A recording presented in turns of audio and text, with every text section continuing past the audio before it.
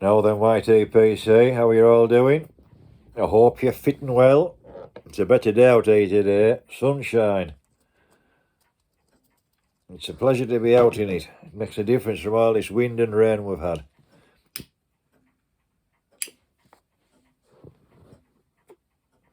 It's been rough. It was just a follow-up, really, from yesterday. That generous gift what Dave sent, and I'll just put this pipe down, I was absolutely flummoxed with the amount what he sent me. And at first I thought it was all haymaker. I was thinking, blooming heck, look at all this excellent tobacco, and it wasn't until I started to undo all the tins, and I think I read it out on the paper, but obviously, yes, there was the haymaker, but also the sunset flake, the Flanagan flake, and the Tillerman flake. I just wanted to mention that because, as I say, I was a bit flummoxed and a bit overwhelmed with what he sent. He's a very generous man. Anyway, that's enough about that. Housekeeping today, what are we on? Well, I'm on my little Dr. Plum. A nice little light pipe. And in it, that down, smoke some Ennerdale.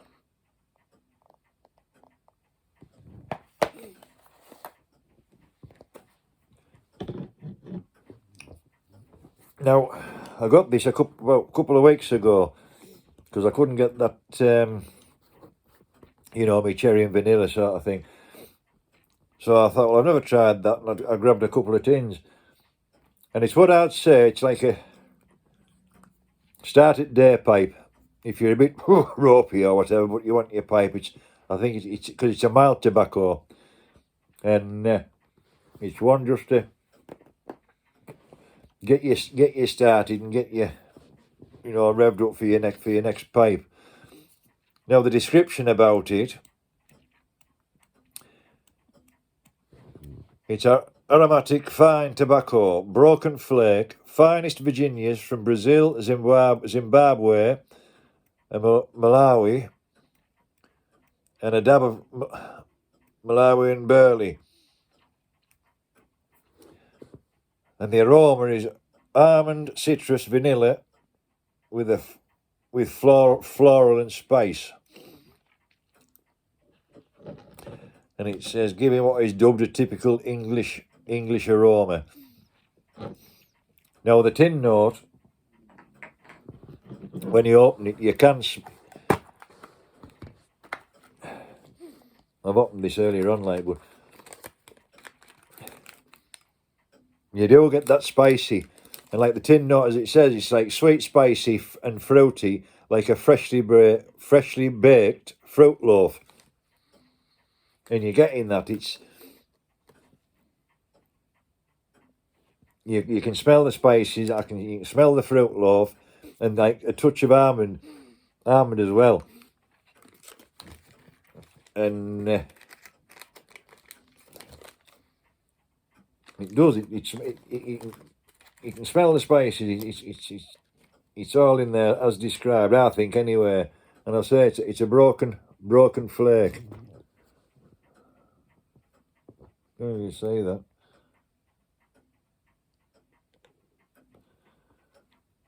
Quite thick.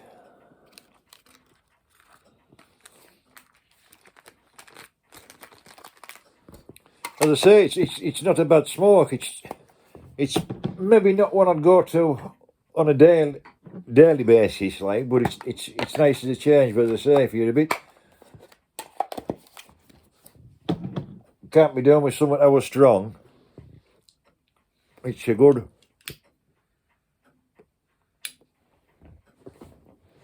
It's not a bad one to get away with. And it is better, like our last one I opened, I jarred it, and it was better as it went on in jar.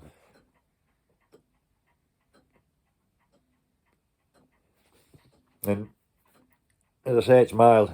There's not a lot you can say about it or described. It's just one of those tobaccos you either like it or you don't.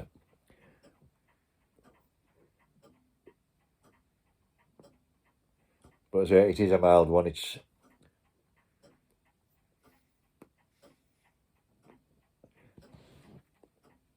nice for a change. I suppose if you've had cold card, as we say, go full of card, full of cold out like that, and you're fancying a pipe, but you don't want something to what's going to choke you up. That'll do the job just to get you going a bit. But no, I'd say it's a better day today altogether, and I've got a cupboard up there. I'm going to show it another one. It was my Uncle Tom's. It dates back to the 1700s. I was on the feel about it in an earlier video, and it did house all my tobaccos. And I said yesterday, or whatever, somebody mentioned in one of the comments, I said, I'm going to have to get myself another shelf.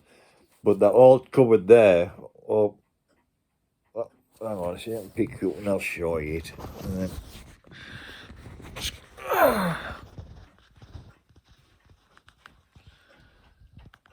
where are we? Can we say there? It's like a corner cupboard. And it dates back to the 1700s.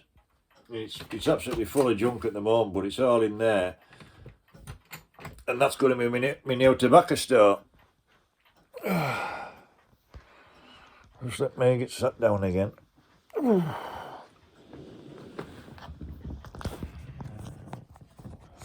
We're back. Now then. There's no need to get another set of shelves. So what about my dogs? I used to work my dogs years ago on grouse mowers, and I used to have that picture yesterday what I was sat behind. It was picturing dogs. But I used to have a picture called The Three Musketeers. It was done by Stephen Townsend. And it was three black Labradors sat in the heather, and I absolutely adored that picture. I loved it. And years ago, when I was married, somebody knew I liked it, and she decided to pull it off the wall and smash it to bits. And that was the end of the picture. But I love that picture, and I've never had another one. But yeah, it was a nice picture. But going back to my Labradors, these are my Three Musketeers, my working Labradors. They've all gone now, like, but that was Sam, big Drake's head on him. And that was Glenn. And that was Tilly. Now that dog I could have sold 10 times over. That's could have done with him as well, but he has a white flash. They all my Labradors, if you get a Labrador and you can see a little white flash on the chest there, even if it's only a few speckles, it goes back to the original breeding of the Labradors when they originally crossed them to make the Labradors. But yeah, they're my Three Musketeers. They were my Three Musketeers, and I was on them grouse mills running with those, and my pride and joy. Absolutely love me dogs. Yeah, belt as they were. You always have a special dog, don't you? And I think this one here, Tilly, I lost her maybe 2 years ago, and now it's just before I got little Murphy. She stood out. By God, she could work. She was a good working dog. But I always have pictures of my old dogs. Three Musketeers. Yeah, we're on about Mike and his pub and what have you t'other day. I was sat in his pub having a pint, old man things. And I was on about a pub. And there's a pub in the Dales years ago where I lived. And I don't know if a lot of you have heard about the films All Creatures Great and Small, the James Herriot series. Well, the original series back in the 70s with Robert Hardy, Christopher Timothy and Peter Davison and Carol Drinkwater and the rest of them. My mother did bed and breakfast, and we had the film crew and the film, like some of the film crew, the sound and the whoever, whatever the jobs were, lighting or what have you, they said our house, it's just, a few of them fit bed and breakfast, and we got to know them really well, and and I got to meet them all. And my dad were, well, good old times. And before that, there was a Walt Disney film, and it was called Escape from the Dark. It was a Walt Disney production, and it was all filmed up in our area. And it was outside a pub, like a very well-known pub up in the Dales, called the Red Lion. Now that's a picture there of Christopher Timothy outside the Red Lion, because that pub was used a lot, and it's been used a lot in other films.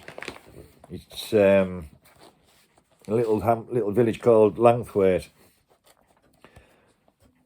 and it's been used in Woman of Substance with Jenny Seagrove. I think there was a film called Andy Robson or something, or a series called Andy Robson. So it's well known. It's been in so many things. And going back to that film, Escape from the Dark, Pit Ponies. There was Sims. What do you call it? Christopher Sims. He was called somebody Sims, isn't he? Well-known old actor. And he was Sims somebody. I'm trying to say it. But a lot of them, Rennie out of LOLO, they were all in it, well-known actors.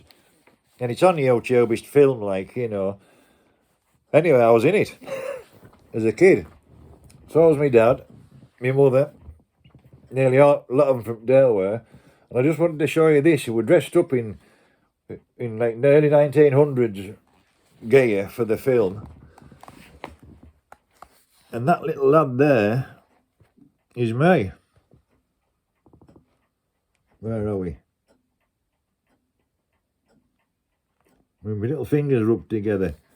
And just behind there, above my head there, that's me dad poking over. And that was about 1970. Escape from the Dark, escape from the Dark. I should do my homework here. It was about 1976, somewhere around there anyway. And when we went to watch the premiere, the gaffer bloke who was doing film, he came to see us all, and he says to us, "What did you enjoy about it most?" He says, when about the filming and what have you. And I says, "Getting paid end of the day," I says, because we all, as kids, we used to queue up at the end of the day and to go to this tent, and we'd go and get paid. And I think it was about £5, £6 a day for just being an extra, and that was the highlight of my day. Because there were long days. Some days you were doing out and you were sitting, and then they were calling you to go and do this, just as to walk past here or to run across there. And then you were doing out, and then they were getting you up again. But there were long days. But getting paid at the end of the day, I says. And it was good fun. Good fun. It was a lot of people from the Dale were in it. But that film, you can buy it online. It's a brilliant film for kids. Alistair Sims, as he's called, that bloke I was on about. But anyway, it's a brilliant film for kids, and what it's about the pit, about the mines, and when they were getting all mechanical, and they were going to be doing away with the pit ponies, because the pit ponies used to be down the mines, pulling the coal out and what have you. And the whole part of the film is they're doing away with these ponies, and these children in the film say, "Well, what's going to happen to them?" Then one of the adults says, or the nanny says, "Well, what do you think will happen to them? They'll go to the slaughterhouse." And the kids take it upon themselves to go and rescue these horses. And there was one main horse called Flash, and he was like the main horse of the whole film. And that was another thing as well about the film. Wally, remember Wally out of all Last of the Summer Wine? He had a Yorkshire accent. It was Nora Batty's husband, you know, big ears, proper broad accent. He used to look after me through that film, and he used to take me to go and see it horse. He was a grand fellow, I'll never forget that. Just brought back that memory there. And yeah, but about the films, and the kids took it upon themselves, we're going to rescue these horses. And it's, if you've got kids and you're wanting to sit down and really enjoy a good film, I'm not saying this because I was in it, because you can hardly see me anywhere, but it's a really, really good film to sit down with the kids one afternoon, one wet afternoon if they're bored, or just sit round as a family and watch it, because it really is a touching film. And as I say, it was called Escape from the Dark. It was originally, and then they changed, I think it was called Pit Ponies, and then they changed it back to Escape from the Dark. But it can be bought, and it's not expensive. I bought a copy because I thought about it. I want to see that film again. I think it only cost about £3 online for the film. And yeah, Escape from the Dark, Walt Disney production. And yeah, get it watched. I think you'll all enjoy it. So apart from that, I don't think there's anything else to say. It was just to mention those tins. And I thought, well, while I was on, I'll just give you a quick... where's it? Quick thought on that Ennerdale.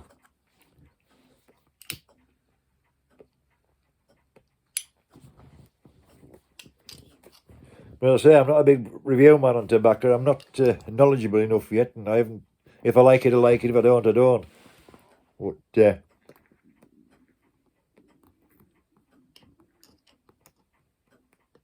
say, it's a very, very mild tobacco.